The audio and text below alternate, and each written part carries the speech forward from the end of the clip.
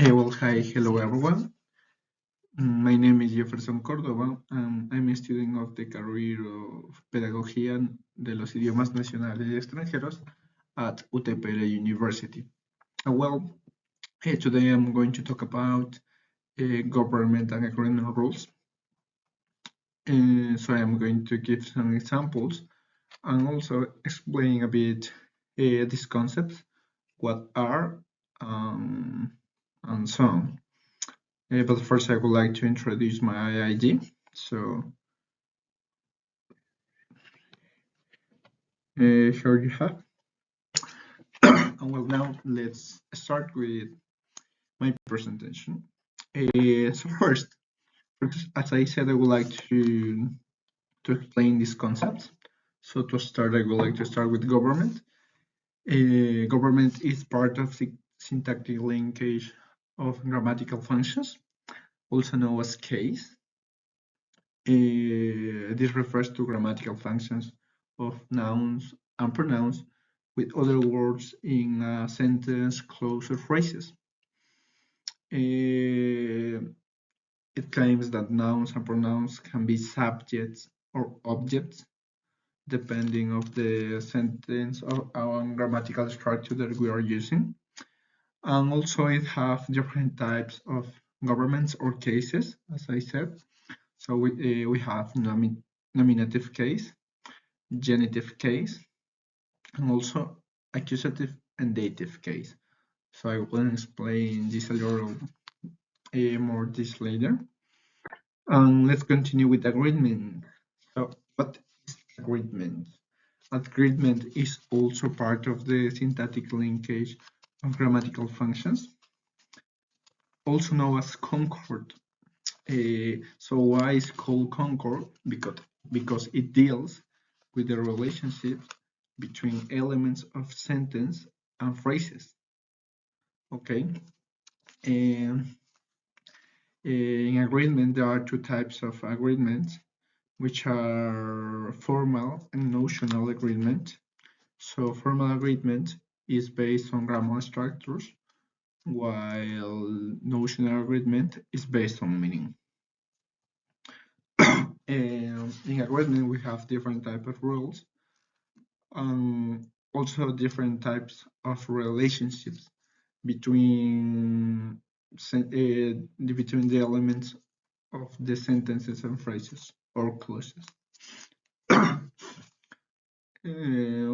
So this is the story that I wrote. So that was the story that I wrote about my experience with the teacher dealing with discipline cases. And now I would like to continue with the examples of the different types of government and agreements. So to start, I would like to explain first government. So the first example that we have here is government, in this case nominative case, also known as subjective case. Okay. So nouns are pronouns just as subjects. So the first example that I have, Mr. Rodriguez, high school mathematics teacher. So in this case, we have first, as I said, the first example, in nominative case, nouns or pronouns are used as subject. So Mr. Rodriguez, in this case, is a noun and is used as a subject. Okay. In the next example, Mr. Rodriguez, a high school seasoned educator. It's also an example of nominative case because in this case a noun, because Mr. Rodriguez is a noun, is used as a subject. Okay. So let's continue with the next example. This is the second type of case, which is genitive case, also known as possessive. Why possessive? Because this case shows ownership. So how show ownership? using is plus apostrophe, and also with any type of form that show positive. So the first example that I have is Mr. Rodriguez began his introduction to the day's lesson. So here we have two examples. The first is his, which shows possession, and the next is day's lesson, because here we have an apostrophe that indicates a possession. And in the next example, I have the rest of the class watch in anticipation, their attention shifting from Brian's antics to Mr. Rodriguez' quiet yet assertive presence. Sorry. Here we have also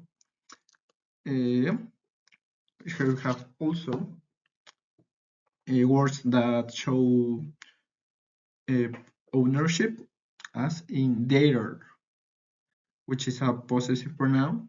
Also, Brian's actings, which also shows ownership using the apostrophe, which shows ownership. So let's continue with the next example, which is accusative and dative case. So, what is accusative and dative case? Is where objective nouns or pronouns receive the action in the sentence. So in this case, we have direct object, indirect object, and oblique object. As an example, I have Brian enjoyed disrupting the classroom. Also, this is a case of direct object, because Brian, in this case, which is a noun, is receiving the action in the sentence. In accusative and dative sentence, clauses can be considered also as a direct object, as in this example, disrupting the classroom. In this case, we have an ing clause because we have disrupting. So the noun is receiving the action in the sentence, in this case, Brian. So let's end with this, and let's start with the rules of agreement. There are 6 rules. I would like just to mention the one. Is that we have to look well the noun after use of, as the example proposed in the didactic guide, is the group of students is, and not the group of students are, because group is referring to singular, so we have to use the singular verb form. But well, let's continue with the next rules. So the first rules, in this case, we have neither math teacher nor English teacher is being disrupted. So what is this rule about? When we have two singular subjects, as in this case math teacher and English teacher, and we use neither, either, or, require a singular verb. So we have singular subject, singular subject, so we have to use a singular verb, which is in this case is. So this agreement is okay. Okay, so this is the second rule. When we have singular verb, singular subjects, and we use neither, either, or, we have to use singular verb form. So the next rule is, here we have this example, neither the teachers nor his father knows how to deal with him. Okay, so when we have singular and plural subjects, and we use neither, either, or, we have to use the closest verb form which is in this case is singular because the closest is father. So we have to use nouns in third form. So this agreement is okay. Let's continue. The third rule. Okay. So the third rule, here we have the example. Me and my colleagues have to use this method.